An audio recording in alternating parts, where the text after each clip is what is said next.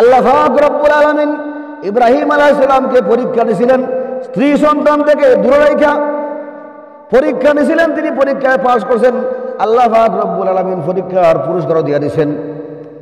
এই পরীক্ষা বর্তমান যুগের যত ইমাম, যত খতিব, যত মুয়াজ্জিন, যত খাদেম, তাদের এই পরীক্ষা হইতেছে। তারাও ঈদের সময় পরিবারের সাথে ঈদ করতে পারে না। এটা বড় কঠিন পরীক্ষা। যে পড়ে না সে বুঝে না, যে সন্তান পাইছে না সন্তানের কদর বুঝবে না, আটকুরা যদি কেউ হয় সন্তানের মায়া বুঝবে না। সন্তান যদি বাড়ি থেকে বের হওয়ার সময় কান্নাকাটা করে, বাবা তুমি কই যাবে আগামীকাল ঈদ। আমি যখন গত পরশুদিন আসি, আমার একটা ছেলে আছে 4.5 বছরের, সে যখন বুঝতে পারছে আমি কাপড় চোপড় লাগাই লেছি, এখন তো চিৎকার শুরু করছে, বাবা কালকে না ঈদ বলছো, তাহলে তুমি চলে গেলে ঈদ হবে কেমনে, ঈদ হবে কেমনে। আর সে শুদ্ধ ভাষায় কথা বলে, এমন কান্না শুরু করছে। আমার বড় ছেলে আইছে, মেজো ছেলে আইছে, আমার মেয়ে আসছে, ওয়াইফ আসছে, কোনোভাবে ধরতে পারে না।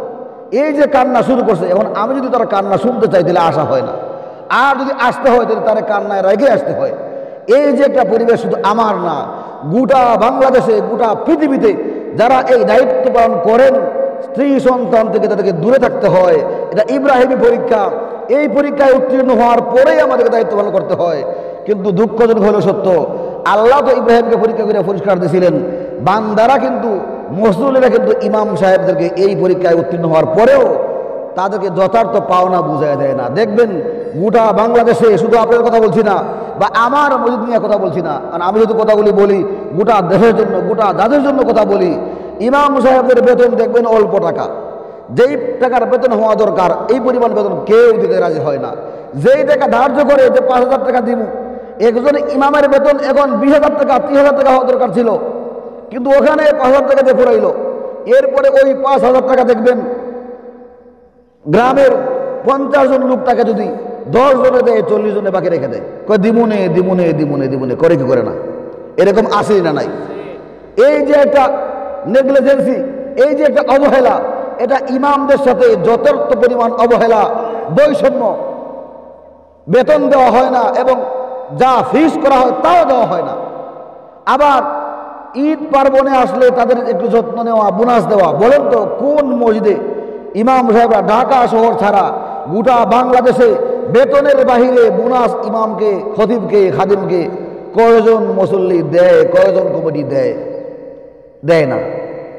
এরপরে কুরবানি করছে গোশত, কত লোকরে বিলাইব, ফকিররেও দিব, বন্ধুরেও দিব, আত্মীয় স্বজনরে দিব, গুন্ডা সান্ডা পান্ডারেও দিব, কিন্তু ইমাম সাহেবরে দিব, খতিব সাহেবরে দিব, এটা তার মনেই নাই।